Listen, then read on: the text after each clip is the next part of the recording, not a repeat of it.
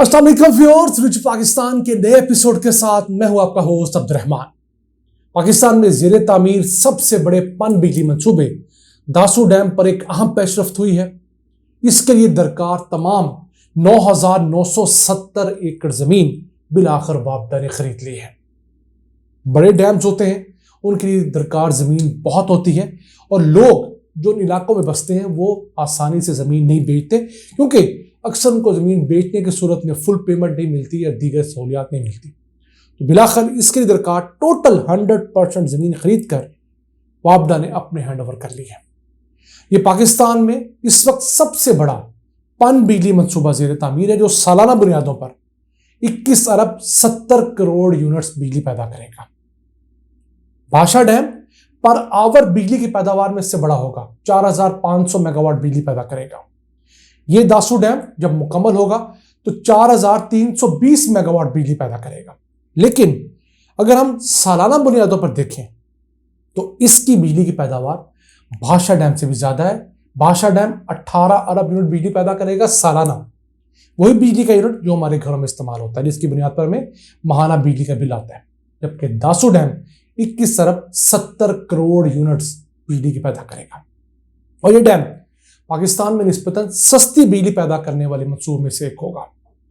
वैसे हमने सीपेक के तहत चाइना की मदद से भी पन बिजली के मंसूबे शुरू किए, जिसमें करोट हाइड्रो पावर प्रोजेक्ट मुकम्मल हो चुका है।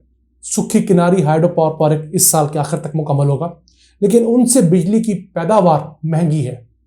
उनसे बिजली का एक यूनिट 10 से 11 अमरीकी सेंट में हासिल होगा, जबकि ये दासू डैम जो है इससे बिजली का एक यूनिट 5 से 6 सेंट में हासिल होगा। यानी 18 रुपए यूनिट वाली बिजली दासू डैम पैदा करेगा, जबकि करोट और सुखी किनारी हाइड्रो पावर प्रोजेक्ट से 30-33 रुपए वाली बिजली पैदा हो रही है। इस लिहाज से पाकिस्तान को इस तरह के प्रोजेक्ट्स की बहुत बड़ी जरूरत है। इस वक्त दासू डैम के मेन डैम साइट पर काम हो रहा है, जिसमें वो बंद बांधा जा रहा है, जिसके जरिए 74 किलोमीटर तवील एक झील बनेगी जो कि 365 मीटर चौड़ी होगी और इसमें 1410 मिलियन क्यूबिक मीटर पानी जखीरा किया जा सकेगा। इसकी जो डैम हाइट है वो 242 मीटर है, जबकि उस डैम की चौड़ाई जो है वो 570 मीटर है।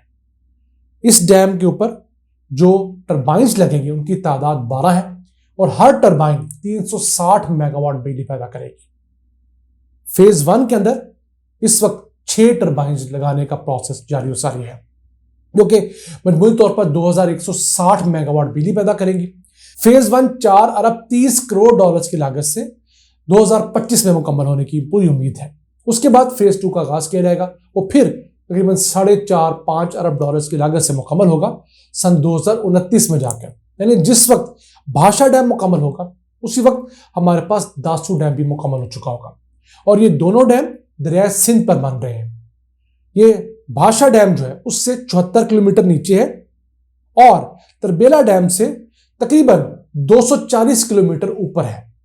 यानी समझ लीजिए भाषा और तरबेला डैम के सेंटर में दासू डैम वाक़ है। भाषा डैम में जो पानी जखीरा किया जाएगा, उस पानी को जब जब छोड़ा जाएगा तो ना सिर्फ वो भाषा डैम में बिजली पैदा करेगा, बल्कि वो दासू डैम में बिजली पैदा करेगा। उसके बाद जब वही पानी तरबेला डैम से गुजरेगा, वहां भी बिजली पैदा करेगा। उसके बाद जब वो गाजी बरोथा के मुकाम से गुजरेगा तो वहां भी पानी बिजली पैदा करेगा।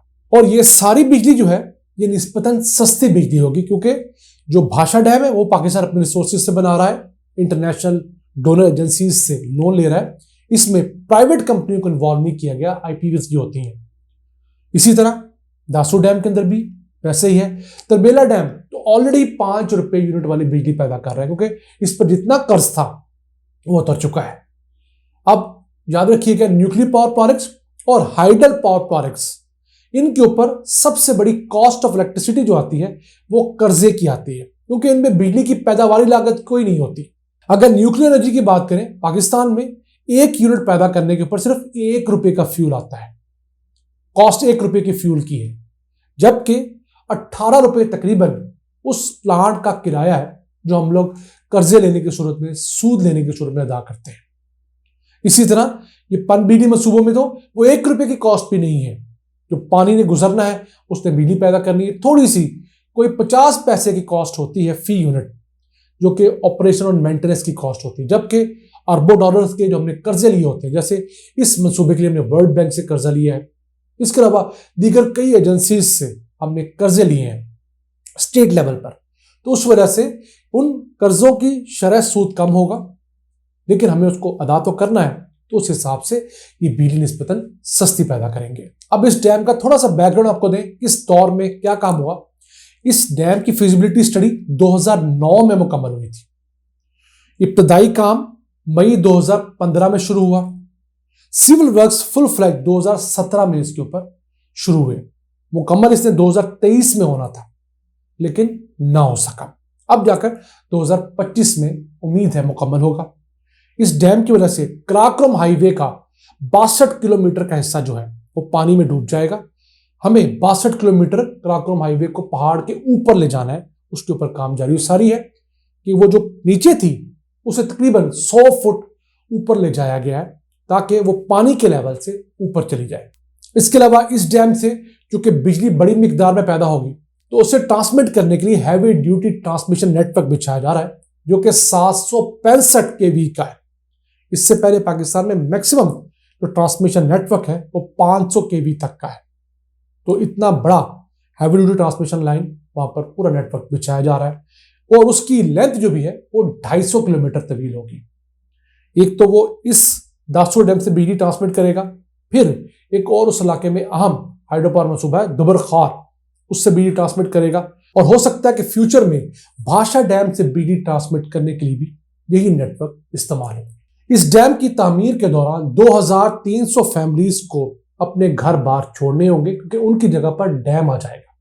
समझ लीजिए 15,000 से ज्यादा अफराद फैक्ट्रीज हैं, उनको ना सिर्फ जमीनों के पैसे देने हैं, घरों के पैसे देने हैं, ज़रूरी रकमों के पैसे देने हैं, और नई जगह पर कारोबार करने के पैसे भी देने हैं, और घर बनाने के पैसे भी देने हैं। ये तमाम चीजें इस डैम के साथ पैरेलल चलेंगी, तो तभी उन लोगों का भी फायदा होगा और हम लोगों का भी। ये ना हो कि यहाँ के बसने वाले भी बेचारे तरबेला डैम के फैक्ट्रीज की तरह अब तक दर बदर की ठोकरें खाते रहे। नाज़रीन, ये था आज का एपिसोड। अपने मेजबान अब्दुल रहमान को इजाजत दीजिए। अल्लाह के बाद।